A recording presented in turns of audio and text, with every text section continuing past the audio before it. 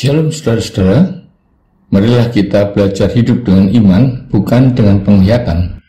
Seperti dalam Ibrani 11 ayat 1. Iman adalah dasar dari segala sesuatu yang kita harapkan dan bukti dari segala sesuatu yang tidak kita lihat. Jelas dari ayat ini bahwa iman adalah untuk sesuatu yang belum terjadi. Saudara-saudara, dasar sebuah bangunan rumah adalah pondasi.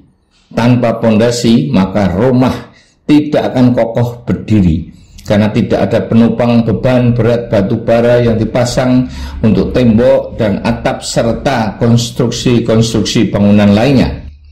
Jadi, iman adalah dasar dari segala sesuatu. Jadi, apa saja yang kita harapkan untuk masa depan kita atau untuk keluar dari masalah-masalah yang sedang dihadapi, agar sembuh dari sakit, penyakit, dan sebagainya. Maka jika kita katakan dengan iman bahwa gunung-gunung masalah kita akan pindah atau selesai hanya oleh karena iman yang sebesar biji sesawi saja, besarnya seperti bibit bayam 1 mm.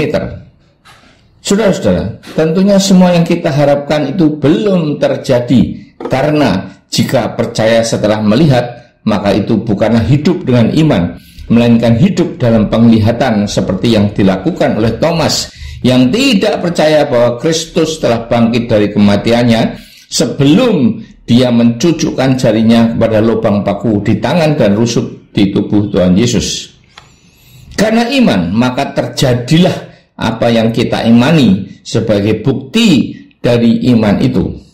Dalam Roma 4 ayat 18 dikatakan, sekalipun tidak ada dasar untuk berharap, namun Abraham berharap juga dan percaya bahwa ia akan menjadi bapa banyak bangsa menurut yang telah difirmankan, demikianlah banyaknya nanti keturunanmu. Saudara, Abraham tidak mempunyai dasar untuk percaya karena dia sudah tua dan Sarah sudah mati haid. Tetapi dengan iman dia percaya bahwa janji Tuhan akan digenapi. Sekalipun Abraham harus menunggu kelahiran Ishak selama 25 tahun, namun ketika imannya diuji Tuhan untuk mempersembahkan Ishak, anak tunggalnya, sebagai korban bakaran, dia tetap taat dan patuh kepada perintah itu. Dan dengan iman juga ia berkata, Yehovah Jireh, atau Allah menyediakan. Iman ini meyakinkan dia bahwa Tuhan pasti mempunyai rencana tersendiri bagi hidupnya. Ketika dia benar-benar sudah mengangkat tangannya untuk menyembelih Ishak, maka tepat di saat itu malaikat Tuhan menghentikan perbuatannya dan mengganti Ishak dengan domba jantan sebagai korban bakaran. Dan dia lulus dari ujian imannya. Begitu juga seorang wanita yang sudah sakit pendarahan selama 12 tahun sembuh hanya karena imannya yang berkata, asalku jamah jubahnya saja, aku pasti sembuh. Dan benar-benar sembuhlah dia karena imannya.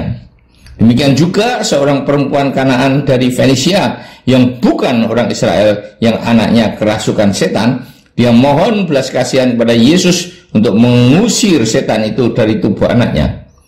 Selain atas permintaan murid-murid Yesus agar dia diusir, Yesus juga berkata bahwa dia diutus hanya kepada domba-domba yang hilang dari umat Israel. Tetapi wanita itu tetap bersikukuh dan menyembah Yesus untuk menolongnya. Dan apa yang dikatakan Yesus? Tidak patut mengambil roti yang disediakan bagi anak-anak dan melemparkannya kepada anjing.